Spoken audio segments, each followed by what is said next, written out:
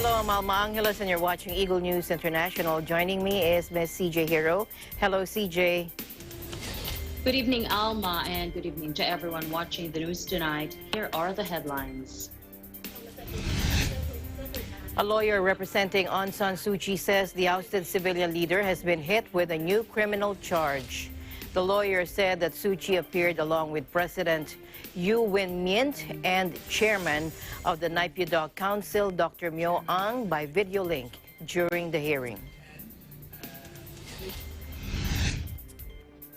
Iran charges that its arch-enemy Israel was, of course, behind an attack on its main nuclear site, the Natanz uranium enrichment plant, and vows revenge in due time. A massive power outages strike the Caribbean island of St. Vincent as officials record more explosive activity at a long-dormant volcano that launched into a series of eruptions.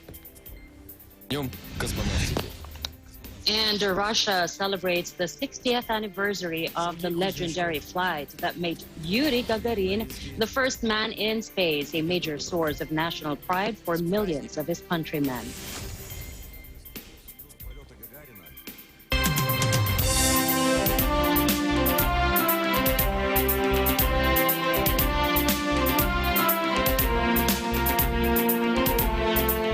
Before we go on to our first news, there's breaking news over in Paris. 2 people were shot in front of a hospital in Paris, according to police sources. The source said that 1 person was dead, another was injured and being treated at the Henri Dunant Hospital, in front of which he has been shot.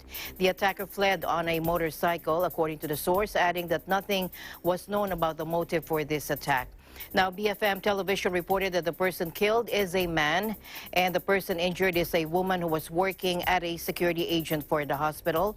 The hospital in the upscale 16th area is also a COVID-19 vaccination center. Now, we will bring you more updates as we follow this developing story and as we get more updates on this.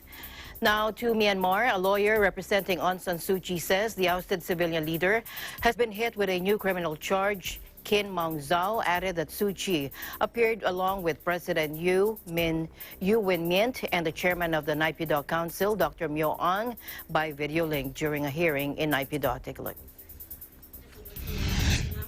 Aung San Suu Kyi was charged further with one more offense. That is the same law and under the same law and under the same section, Natural Disasters Management Law, Section 25. But this is the new case, and the plaintiff of the case is U Nyi alias U Tomiao. Whether he is an official of a ministry or he is a civilian, well, we cannot know for sure. All 3 of them were, as they were charged in one case, all 3 of them were co-accused. They appeared on the video conferencing all together. Suu Kyi appeared for Monday's court hearing via video link and was slapped with an additional charge related to a natural disaster law, according to his lawyer. Min Min So said Suu Kyi, who is under house arrest in Naypyidaw, appeared in good health, but it's not clear if she has any idea of the turmoil that has unfolded in Myanmar over the past 2 months. The most serious charge Suu Kyi faces falls under Myanmar's official secrets laws. She's charged for illegally importing walkie-talkies, flouting coronavirus restrictions, spreading information that fanned social unease, and receiving $800,000 or $600,000 and gold from the then chief minister of the Yangon period or region. And Win Myint and chairman of the Naypyidaw Council.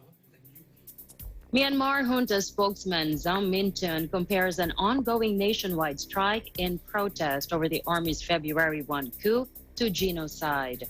Watch this. ကျင့်ဝတ်ချိုးဖောက်နေတဲ့ကျန်းမာရေးဝန်ထမ်းတချို့ကြောင့်အပြည့်အဝမဖွင့်လှစ်နိုင်သေးပါဘူး။ရန်ကုန်စေယုံကြီးတစ်ခုထဲမှာတောင်တစ်လောက်ကိုလူ900ကျော်ပြန်မြသေဆုံးရင်ခုတနိုင်ငံလုံးမှာဘယ်လောက်ရှိမလဲ။ဒါဟာတွေးအေးနဲ့လူတက်နေတာလို့ပဲပြောချင်ပါ။ဒါဟိုမှဂျီနိုဆိုက်လို့မခေါ်ရင်ဘယ်ဟာကိုဂျီနိုဆိုက်လို့ကျွန်တော်တို့ခေါ်မှာလဲလို့ပဲပြောချင်ပါတယ်။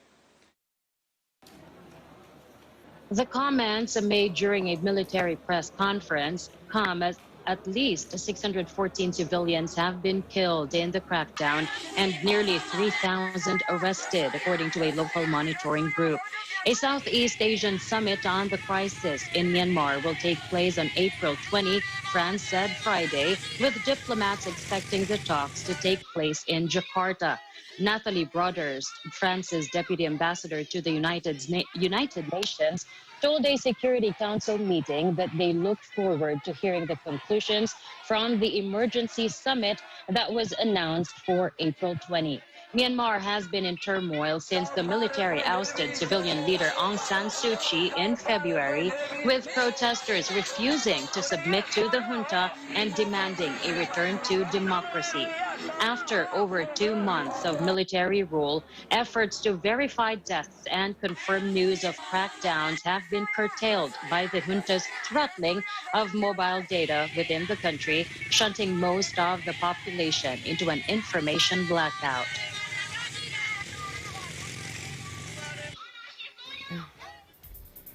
In other news, in the ASEAN region, at least 7 people were killed after a 6-magnitude quake struck off the coast of Indonesia's main Java island on Saturday, as the country reels from a cyclone disaster in another part of the archipelago. The afternoon quake hit offshore about 45 kilometers southwest of Malang City in East Java, damaging hundreds of homes as well as schools, government offices, and mosques across the region. Take a look. Saya nggak tahu, kok kaget sekali. Rumah tiba-tiba bergetar. Saya duduk aja kayak lonjak-lonjak gitu. Terus saya langsung lari, tapi saya ingat ada kakak saya di sini. Lalu budenya anak-anak. Lalu saya gandeng, saya evakuasi ke depan, keluar supaya takutnya nanti kalau ada gempa lagi gitu. Ada pasien, jadi mungkin dampaknya ya pasti panik ya, karena kan gempanya kayaknya menakutkan, gempanya ada standar infus jatuh, alat-alat apa jatuh itu pasti ada. Terus mereka dialihkan atau gimana? Ini rencana kami akan evakuasi semuanya 8, sekalian nanti biar kami bisa pengecekan keseluruhan dari atap. The quake struck at a relatively deep 82 kilometers or 50 miles. Shallower quakes tend to do more damage than deep ones. The afternoon quake hit offshore about 45 kilometers southwest of Malang City in East Java, damaging hundreds of homes as well as schools, government offices, and mosques. And the deadly quake comes as the Southeast Asian nation reels from a cyclone that killed more than 200 people in the eastern part of the archipelago and neighboring East Timor this week. Indonesia experiences frequent quakes and volcanic eruptions due to its position on the Pacific Ring of Fire, an arc of intense seismic activity where tectonic plates collide that stretches from Japan through Southeast Asia and across the Pacific Basin.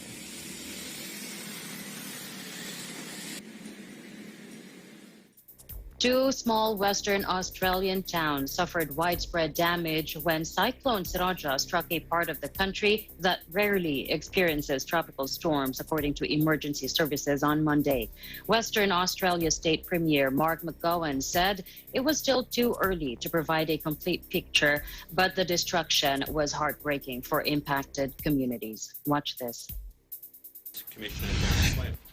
The devastation caused by ex-tropical cyclone Seroja is widespread and severe. Early assessments show Kalbarri and Northampton have been the worst hit areas. The storm, which devastated parts of Indonesia and East Timor last week, brought lashing rain and winds of up to 170 kilometers per hour, or about 105 miles per hour, to areas officials said had not seen a tropical cyclone in decades. Authorities estimated that 70% of structures in Kalbarri, home to about 1,500 people, were damaged in the fast-moving cyclone. Local media images showed homes with their roofs ripped off and debris scattered across the streets. Cyclone Seroja made landfall as a fast-moving Category 3 storm late Sunday before crossing the continent's southwest and being downgraded to a tropical low Monday morning. The Defense Force is mobilizing troops to help with the cleanup effort, while government emergency funding is being offered to affected residents. The Bureau of Meteorology said it was the first cyclone to hit some affected areas since 1956. Cyclone Seroja last week left more than 200 people dead in Indonesia and neighboring East Timor, while thousands more were forced to flee their homes.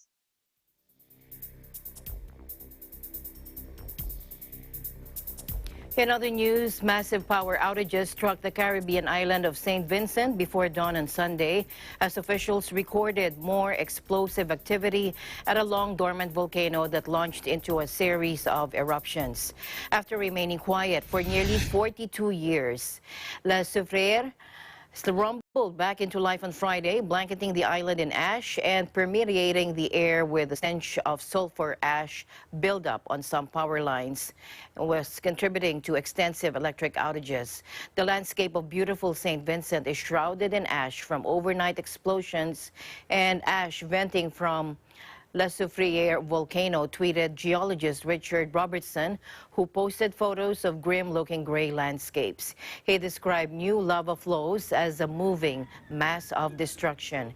The eruptions prompted thousands to flee for safety, with around 16,000 people living in areas under evacuation orders. The country's National Emergency Management Organization, or NEMO, noted another explosive event early on Sunday morning, with the majority of the country out of power and covered in ash. The 4,052-foot La Soufriere French 4 sulfur mine had not erupted since 1979, and its largest blow-up happened over a century ago in 1902, killing more than 1,000 people. It had been rumbling for months before it finally blew up.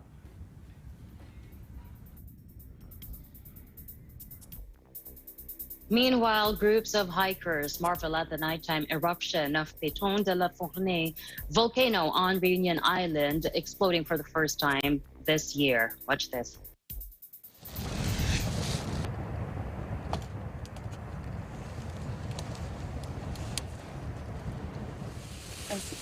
De la fascination et une sorte de contemplation aussi, et c'est ultra apaisant, c'est très reposant, on est un peu aspiré par le spectacle et ouais, ça apaise, on se sent connecté avec ce qui se passe, je sais pas, moi, comme si on était à notre place, quoi. On est bien. This volcano is a shield volcano on the eastern side of Réunion Island, or a French overseas department and region in the Indian Ocean. It is currently one of the most active volcanoes in the world, along with Kilauea in the Hawaiian Islands, Stromboli and Etna in Italy, and Mount Erebus in Antarctica.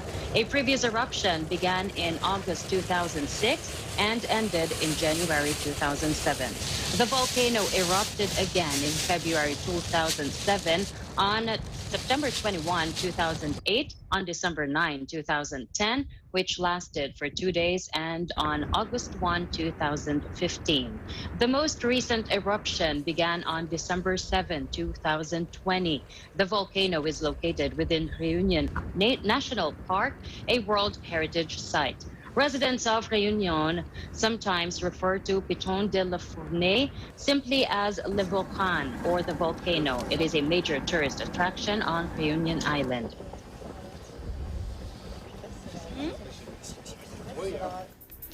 Iran charged on Monday that its arch-enemy Israel was, quote, of course, behind an attack on its main nuclear site, the Natanz uranium enrichment plant, and vowed revenge in due time. Iran said the Natanz site near Tehran was hit by a power outage on Sunday that Iran labeled terrorism.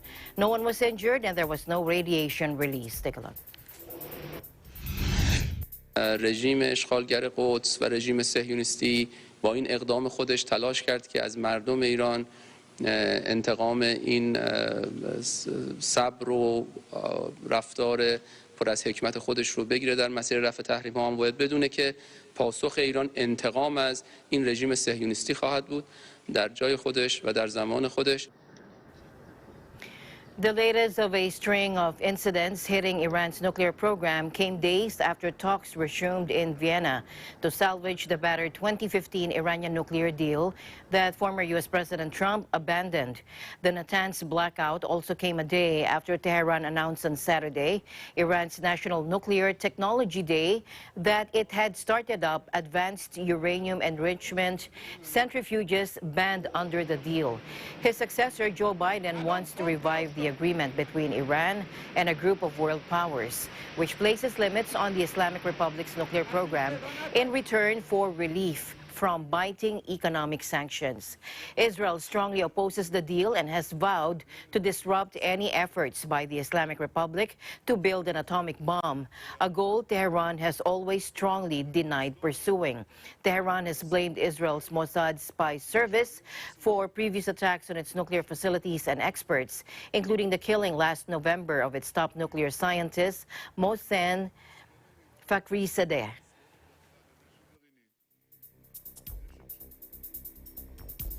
In other news, the governor of the U.S. state of Virginia vowed a full investigation Sunday after footage emerged of two police officers detaining a Black Army officer at gunpoint and pepper spraying him in the face. Lieutenant Caron Nazario, who is Black and Latino, repeatedly asked what he had done wrong and said, "This is really messed up." As the officers holding guns demanded he get out of his car, the police accused him, of course, of not cooperating. Fair warning to our viewers who might find this footage disturbing.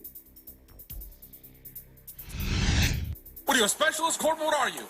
I'm a lieutenant. Lieutenant, get out of the car. Take your seatbelt off and get out of the car. You made this way more difficult than it had to be if you just complied. Get out of the car. I'm reaching for my seatbelt. Fine. Take your seatbelt off and get out of the car. Please talk to Get me on the about ground what's now. going on. Get on the ground or you're getting sprayed again. Get on the ground. Can you please talk to me about what's Get on going the ground. Get on the ground now. Can you please talk to me about why am I being treated like this? Why? Because you're not cooperating. Get on the ground. Why am I being treated like this? This is really messed up. This is really messed up. Sir, well, just work with me. Virginia Governor Ralph Northam said in a statement he had instructed police to conduct an independent investigation into the incident, which he said was disturbing and he angered him. Northam said, quote, "We must keep working to ensure Virginians are safe during interactions with police. The enforcement of laws is fair and equitable, and people are held accountable." News reports said Nazario, wearing his military uniform, was driving a newly bought SUV when the officers ordered him to pull over because he did not have permanent license plates. The Washington Post said that Nazario, a health administration officer with the Virginia National Guard, was driving home on December 5 when he was pulled over. Footage from the officers' body cams and Nazario's phone spread rapidly over the weekend after Nazario filed a lawsuit on April 2 seeking $1 million in damages. He was released without charge after the incident. The lawsuit reportedly claims police threatened to end his military career if he spoke out about the officer's conduct.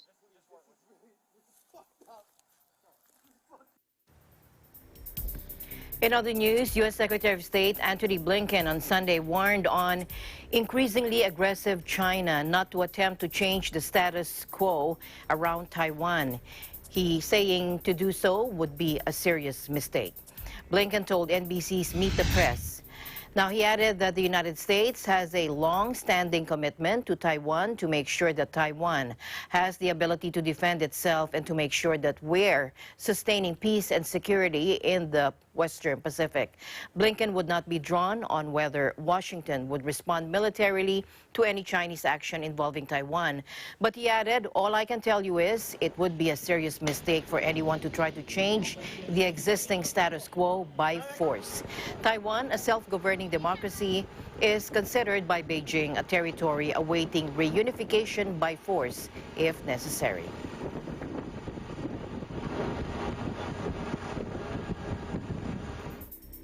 Here in the Philippines now, where the armed forces will hold joint exercises with hundreds of U.S. soldiers over the next 2 weeks, its military chief said Sunday amid growing tensions with Beijing in the South China Sea.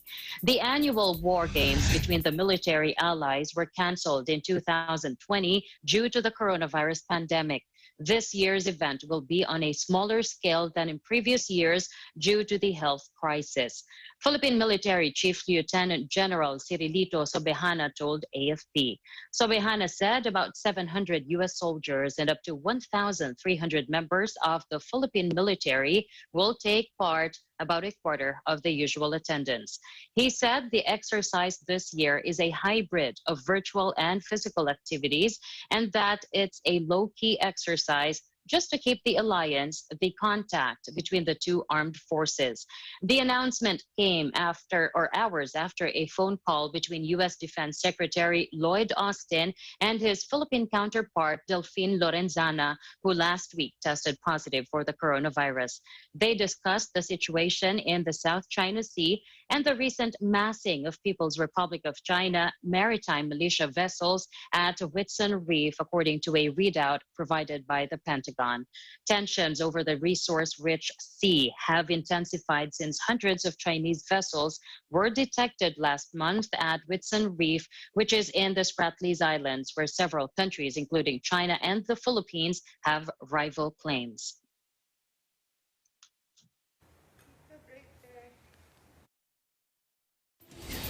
And the news continues here at Eagle News. CJ and I will be back right after this break.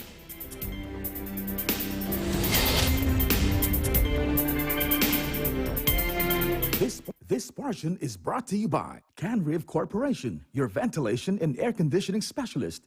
Services offered: supply and installation of elevators, escalators, air conditioners, ventilators, jet towel, hand dryers, generators, access control system, factory automation, and modernization. For more info, please contact Ami Kanke at 0915-263-7198 or 0998-900-3224. Mula noon hanggang ngayon, gabay natin ang MTRCB ratings sa matalino at responsableng panonood.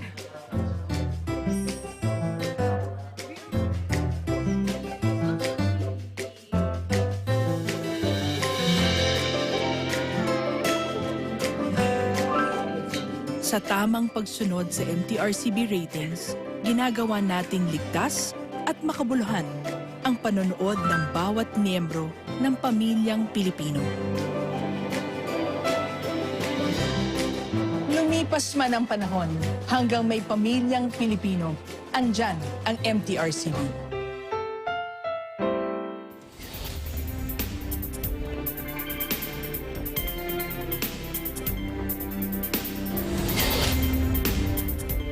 Welcome back. The children of Britain's Queen Elizabeth and Prince Philip have reacted to their father, who died on Friday, aged 99. Janelle Kasuga joins us live from our EBC UK Bureau. Hello, Janelle. Hello, Alma. And yes, following Sunday's memorial services across Britain for the death of Prince Philip, Queen Elizabeth II is said to have been left bereft. Prince Andrew said his 94-year-old mother was incredibly stoic, but had been hit hard by the death of the Duke of Edinburgh at the age of 99 on Friday. Let's listen in. He was a remarkable man. I loved him as a father. He was so calm. If you had a problem, he would think about it. And that's the great thing that I always think about, is that he was always somebody you could go to and he would always listen. It's been a bit of a shock. However much one tries to prepare oneself for something like this, it's still a dreadful shock, and we're sort of trying to come to terms with that. And it's very, very sad. But I have to say, thinking of others before herself. So she's as always, amazing. Yes. So but bearing up. But again, you know, it's just that wave of affection for him and just those lovely stories. They just mean so much, and you know, the tributes have been just fantastic, and that's really, really important, and we really do appreciate it. So. Last year, Her Majesty the Queen and her husband Philip the Prince Consort celebrated 73 years of marriage. Prince Andrew, who has been rarely seen in public since stepping back from royal duties in 2019 over his controversial friendship with Jeffrey Epstein, told broadcasters after a church service at Windsor Castle that Prince Philip's death left a huge void in the Queen's life. He described his father as the grandfather of the nation and said close family were rallying around the Queen in support. The Queen's eldest son and heir, Prince Charles, 72, on Saturday, paid his own heartfelt tribute to his father, saying he and the royal family miss him enormously. Prince Charles further added that his dear papa was a very special person, who he thinks above all else would have been amazed by the reaction and the touching things that have been said about him. And from that point of view, his family are deeply grateful for all of that. Prince Philip's death triggered 8 days of national mourning, which ends with his funeral at St. George's Chapel in Windsor Castle on Saturday. That has sparked huge speculation about whether the Duke's grandson, Prince Harry, will attend, after he and his American wife Meghan quit royal duties last year. Buckingham Palace on Saturday confirmed Harry's attendance, but said Meghan, who is heavily pregnant with the couple's second child, would not travel on medical advice. The couple, who now live in the United States, have launched a series of broadsides against the royals, including charges of racism and not looking after Meghan's mental health. The service, which will be televised, will be keenly watched for signs of strain or reconciliation between Harry, 36, and his brother William, 38, after a reported rift. The brothers have been expected to meet in July for the first time since Harry moved to the US at the unveiling of the statue of their late mother, Princess Diana, on what would have been her 60th birthday. The Sun on Sunday newspaper said the pair would walk behind their grandfather's coffin in a funeral procession in the castle grounds, as they did as young boys at their mother's 1997 funeral.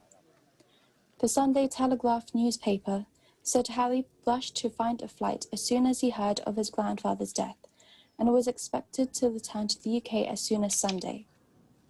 Britain's former Prime Minister John Major said the funeral was an ideal opportunity to repair the relationship between brothers because of their shared grief at the loss of their grandfather.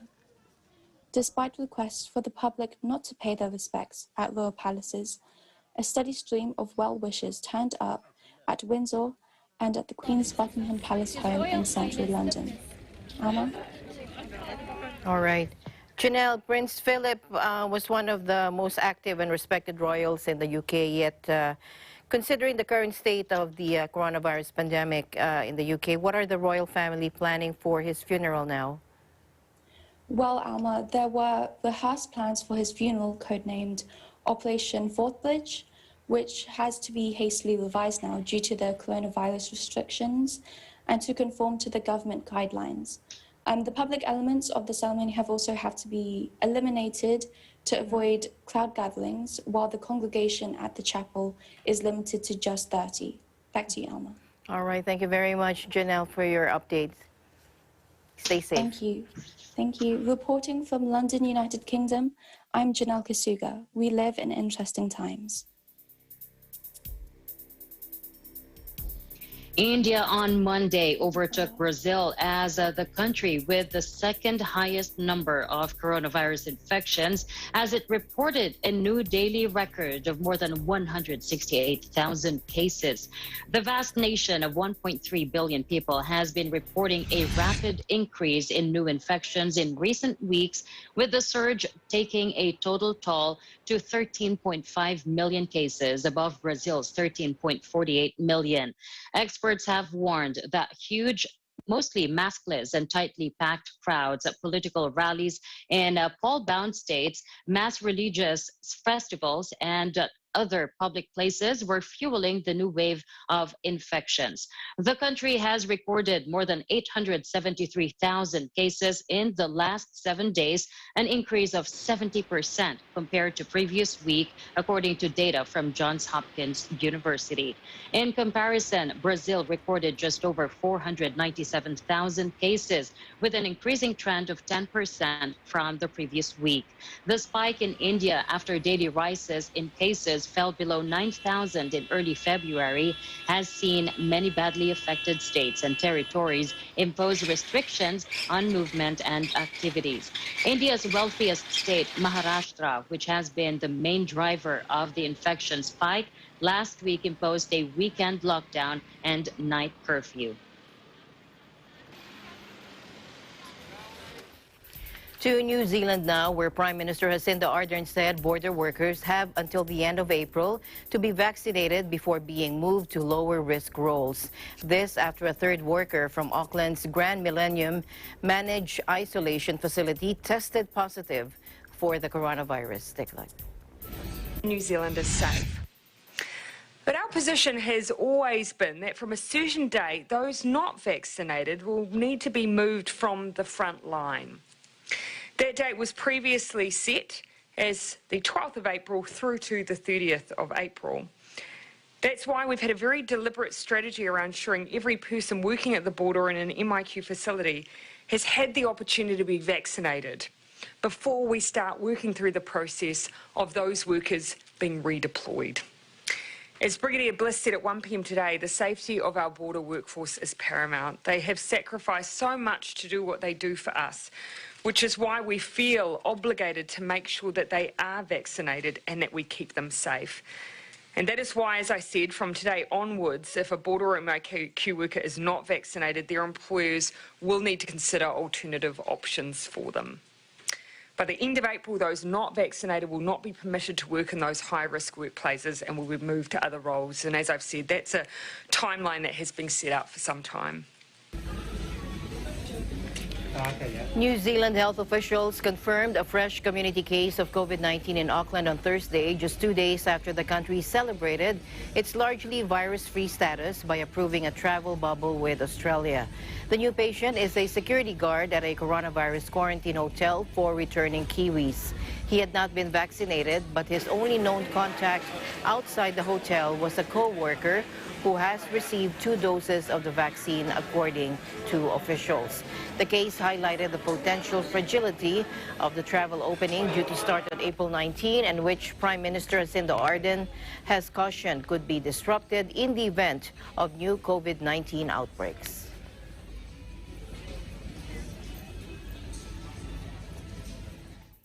Health authorities expressed concern on Wednesday over rising coronavirus cases in the northern U.S. state of Michigan, despite a stepped-up vaccination campaign. Janae Calden, the state's chief medical executive, warned on Twitter of a significant increase in cases. Governor Gretchen Whitmer continued to push the citizenry to get their jabs to combat its ongoing crisis. Take a listen. Over 1 in 3 Americans have received their first shots, including 77% of seniors and over 80% of teachers nationally. All Michiganders 16 and up are now eligible to get vaccinated. The vaccine is the most effective way to protect you and your family from this virus. And getting vaccinated is the quickest way for our lives to return to normal. I urge you to get your shot at a local pharmacy, a drive-through location, a mobile clinic, or at one of our community sites like Ford Field or the one at DeVos Place in Grand Rapids. There is light at the end of this tunnel, but the recent rise in cases is a reminder that we are still in the tunnel. Michigan is seeing more COVID infections by population than any other U.S. state, and some experts have attributed the rise to spring vacations. Rochelle Walensky, director of the U.S. Centers for Disease Control, said her staff were working closely with the state of Michigan and its health officials. Despite administering more than 3 million vaccinations a day nationally, the number of new cases has begun to rise again in the United States, and there have been around 63,000 new cases a day on average during the last week. While infections have been going up, Walensky said the number of deaths has been falling thanks to increased vaccination of vulnerable populations. Meanwhile, shops reopen on London's Oxford Street as Britain takes another tentative step towards the resumption of normal life in a major easing of coronavirus restrictions in England. Also able to reopen are barbers and hairdressers, where demand is high for long overdue trims more than 3 months after the latest stay-at-home order was imposed. Some salons opened at midnight and other clients paid for home spray tans and haircuts. Prime Minister Boris Johnson was due to get his unruly haircut as soon as legally possible, according to a Downing Street source. And he told this to The Sun. The Prime Minister called the easing of restrictions a major step forward in their roadmap to freedom, while urging British people to continue to behave responsibly. The easing only applies to England, and even then, pubs and restaurants are only allowed to serve customers outside for the time being. Government ministers, scientists, and health officials are warning the public against complacency, even after more than 60% of adults have received a first dose of a COVID vaccination. Vaccination is being seen as the main way to prevent more serious cases of the coronavirus.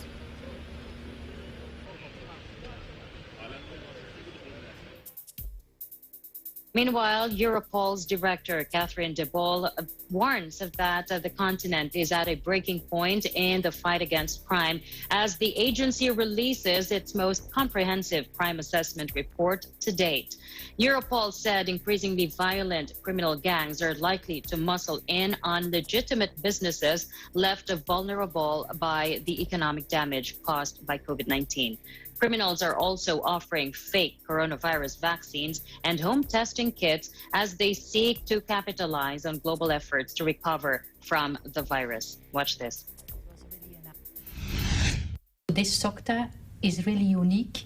It's a comprehensive report, and it gives us a full overview of the situation related to serious and organized crime in the European Union. And we need this comprehensive overview because we need to understand what is going on in serious and organized crime to be able to provide solutions to this problem. We have to bring them before court. They are responsible for what they do because the impact on the lives of the citizens, on the economy, and on the rule of law is too big. We are at a breaking point at the moment. That is what we see with this SOCTA. We have to go for joint actions. We have to go for new policies. We have to rethink the way we work, and seizures alone are not enough. These people are really exploiting everything they can in society to make profit out of it, and they do not respect lives. We have to recognize the abuse of the new technologies, violence, corruption, infiltration, the abuse of legal business structures, that is really a key issue, and we are already working a lot on that, but we have to continue this approach for the future. Since the beginning of the crisis, we did found offers of vaccines on the internet and on the dark web already. And that was in a very early stage. Now we see that in the physical world and in the digital world, there are offers for fake vaccines. And it is very strange that some people buy those vaccines, because in the European Union, you have to be invited by the authorities to get your vaccine. So these vaccines are a risk for your health. You should not buy it. You should be very skeptical about what it is. You don't know whether it is. You can be sure that it's not an official vaccine offered by the authorities and bought by the real in the real pharmaceutical sector. You have to be very cautious. The coronavirus pandemic has also increased cybercrime as restrictions in many countries mean People have to live and work from home more online, Europol said. Critical infrastructure will continue to be targeted by cyber criminals in the coming years. This poses a significant risk, Europol said. International police in January disrupted Emotet, described as the world's most dangerous cybercrime malware tool used to break into computer systems. Online fraud was now a major problem, including investment fraud and malware phishing attacks, as well as the online sexual exploitation of minors.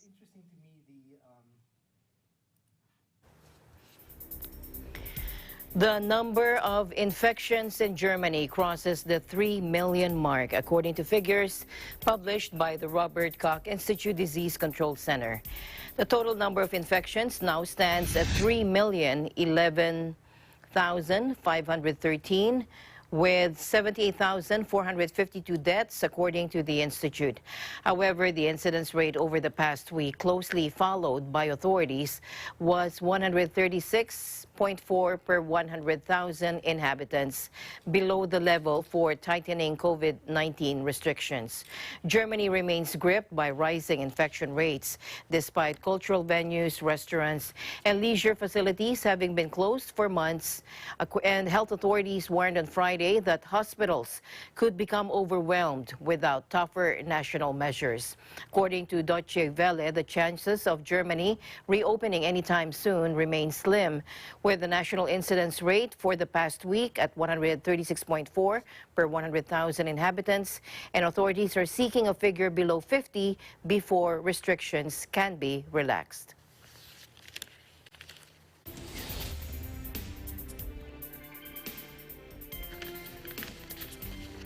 Eagle News will be back with more stories. Please don't go away.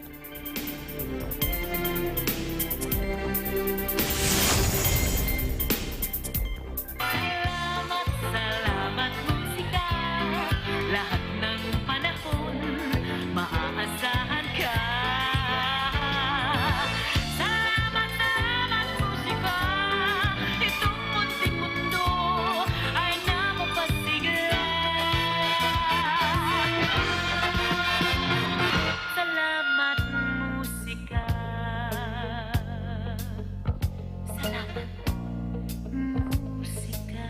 Salamat musika. Totoo ang kasabihang may pera sa basura, lalo na kung magagawa ang iba't ibang bagay mula sa mga recyclable material na inaakala ng iba na itatapon na. May ilang barangay sa bansa ang nagre-recycle ng basura at makikita ang iba't ibang bagay na gawa sa basura.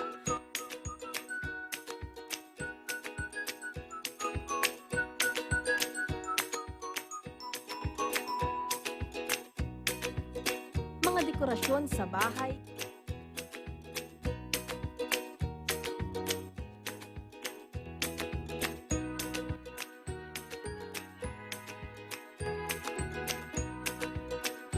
sa mga proyektong ito, nagiging malinis ang kapaligiran bukod sa mayroon pang pagkakakitaan.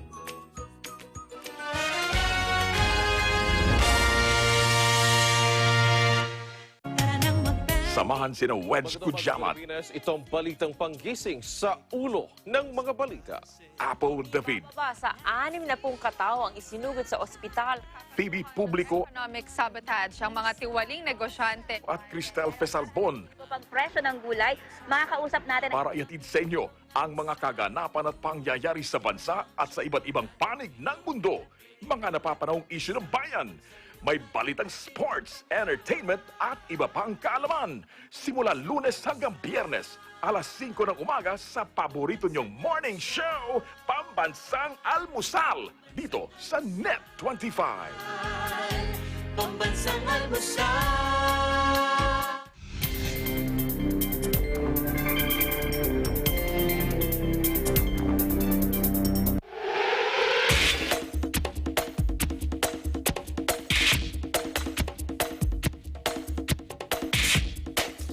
Welcome back to the news. Thrilled Japanese fans welcomed Hideki Matsuyama's historic Masters victory on Monday, with broadcasters close to tears and the country's prime minister hailing the win as a bright spot during the pandemic.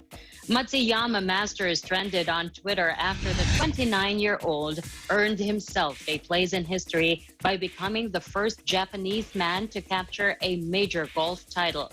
Matsuyama opens the door of history, declared the Asahi Shimbun newspaper.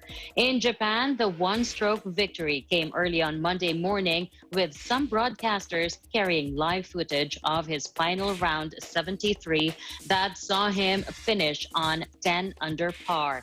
On private station TBS, broadcasters and commentators choked up as Matsuyama sank the final putt to claim the green jacket, symbolic of Masters supremacy.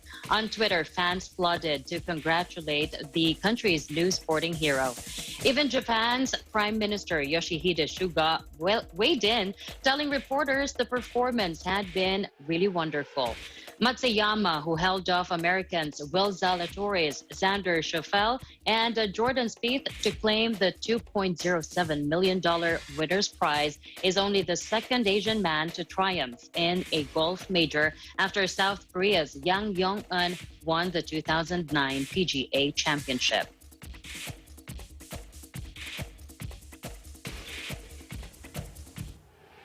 To NBA action now, a healthy Isaiah Thomas returned to the NBA last week after a one-year break. The two-time All-Star point guard signed with the New Orleans Pelicans and came off the bench in the team's loss to the Atlanta Hawks. Here's Tenny Sumagi for the report. IT is back. Isaiah Thomas returned to the NBA after a one-year absence due to injuries. The two-time All-Star signed a 10-day contract with the New Orleans Pelicans. It felt good, you know. The biggest thing was we lost, so it didn't feel as good, you know, at the end of the day. But for me, you know, individually, I felt good out there. I was moving. I got to my spots. You know, I just didn't knock down my shots. You know, I'm still gonna be a little rusty, you know, from not playing for so long, but. You know, Coach Stan was just like, be you. Go out there and be aggressive, make plays, score the ball, and we want you to be you. And, you know, that's all I can do. And I'll be better tomorrow, though. But definitely felt a little different out there. But overall, you know, moving and being myself. And I even got hit to the ground one time, and I, you know, got right back up. So it felt good to, you know, feel normal out there. Probably just like my rookie year. I feel like a rookie all over again. You know, I haven't played since pre-COVID. So like everything's a little new to me. I'm asking questions. You know, I'm on a new team with guys, you know, other than like 4 or 5 guys, I haven't really played with these guys. And then, you know, being around the new coaching staff. So obviously we got to be patient, but you know, I'm only on the 10 days, so I need it like right now. You know, we saw him playing very confident, getting to the paint, getting some shots, creating shots for, you know, everybody else. You know, we really like his performance tonight. Tune in to Eagle News for more stories and highlights on the NBA throughout the season. In New York, Tenny Sumagi, Eagle News. We live in interesting times.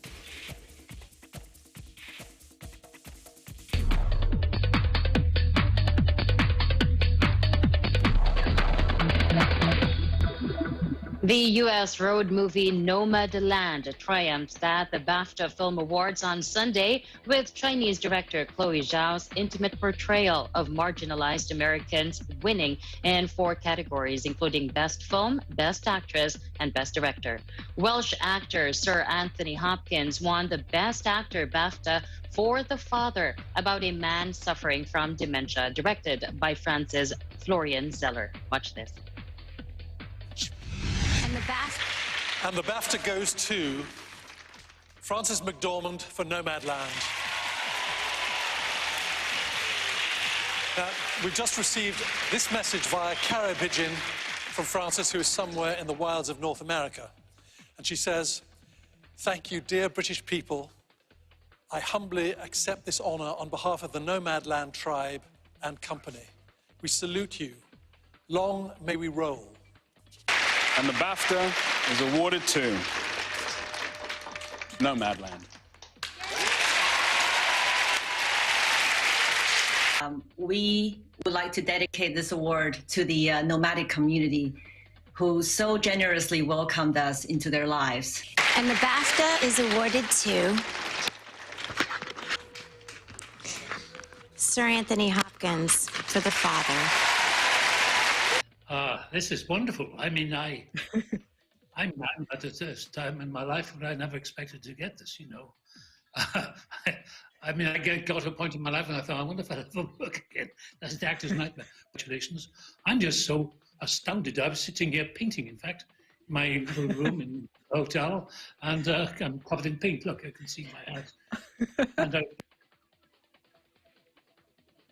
The ceremony was held over 2 days for the first time, with technical awards on Saturday. Prince William had been due to participate in the ceremony, but he pulled out following the death of his grandfather, Prince Philip, the husband of Queen Elizabeth II.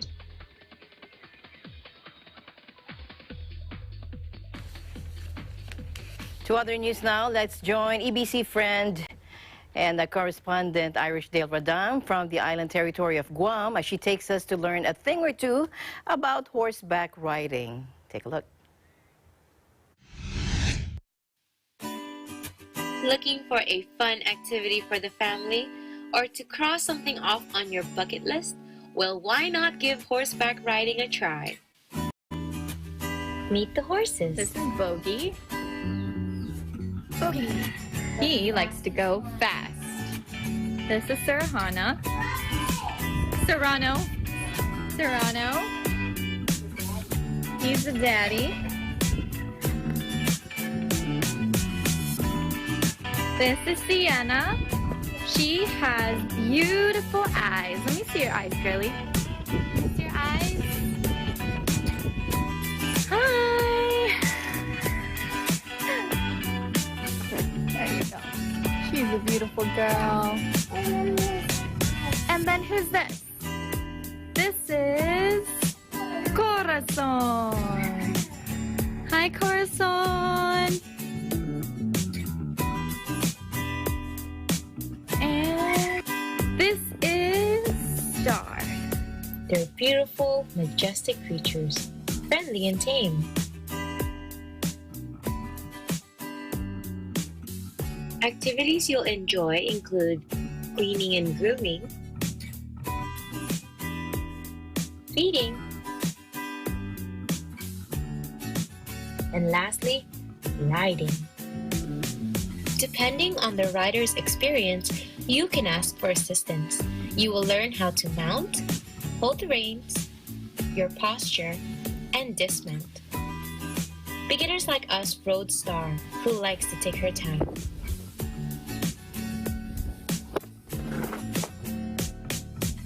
After riding, we finally understood the expression, hungry as a horse. Horses like to eat apples, carrots, and hay. Fun fact, only Bogey can eat a whole apple. The others need it cut in half. Ready to cross this off your bucket list? Well, what are you waiting for? Reporting from the island of Guam, this is Irish Dale Radam. We live in interesting times. Thank you, Irish Dale. Meanwhile, Russia celebrates the 60th anniversary of the legendary flight that made Yuri Gagarin the first man in space, a major source of national pride for millions of his countrymen. Watch this. Днем космонавтики. Космонавты Роскосмоса Сергей Рыжиков.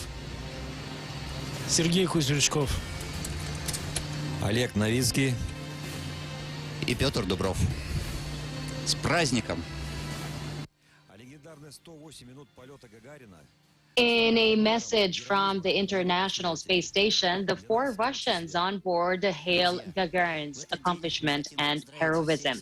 President Vladimir Putin was to travel Monday to the southern city of Engels on the banks of the Volga River to the site of the cosmonauts' landing, where a memorial stands to honor the historic flight. Gagarin's legendary 108-minute flight became an example of heroism for his successors, including U.S.-set cosmonaut Oleg Novitsky. Vostok took off carrying the 27-year-old son of a carpenter and a dairy farmer from the Baikonur Cosmodrome in Kazakhstan, then part of the Soviet Union. The flight lasted just 108 minutes, the time it took to complete one loop around the Earth. Gagarin landed in a potato field a potato field in front of a 5-year-old girl, Rita Nurkaznova, and her grandmother.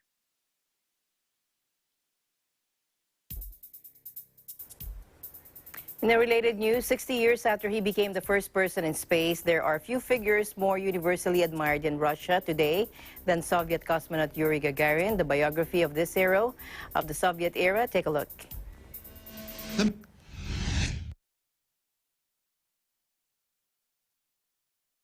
On April the 12th, 1961, Soviet cosmonaut Yuri Gagarin, aged 27, became the first human to contemplate Earth from space and the first to orbit the planet. The flight lasted 108 minutes at an average altitude of 250 kilometers. Gagarin lifted off from the Baikonur Cosmodrome in Kazakhstan in a tiny capsule on board Vostok 1.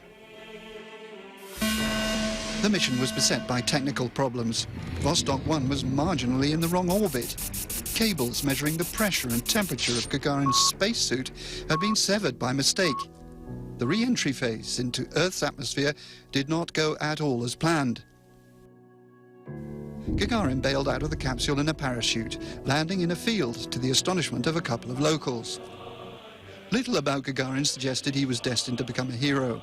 Born in March 1934, his father was a carpenter, his mother a farm worker. Young Yuri first began training as a metal worker. A passion for aviation got him a place at a military training school, and in 1955 he found himself at the controls of an aircraft for the first time.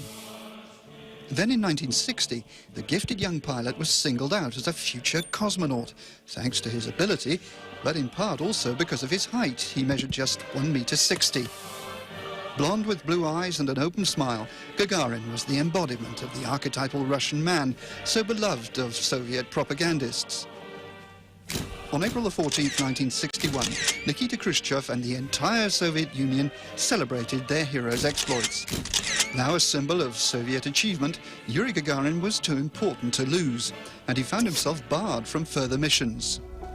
Until March 27, 1968, when he set out on a training flight that ended in disaster when his plane crashed northeast of Moscow. The circumstances of the crash were shrouded in secrecy. It's likely Gagarin, a cosmonaut propelled to the rank of an icon, died aged 34 after an error while trying to avoid a balloon probe.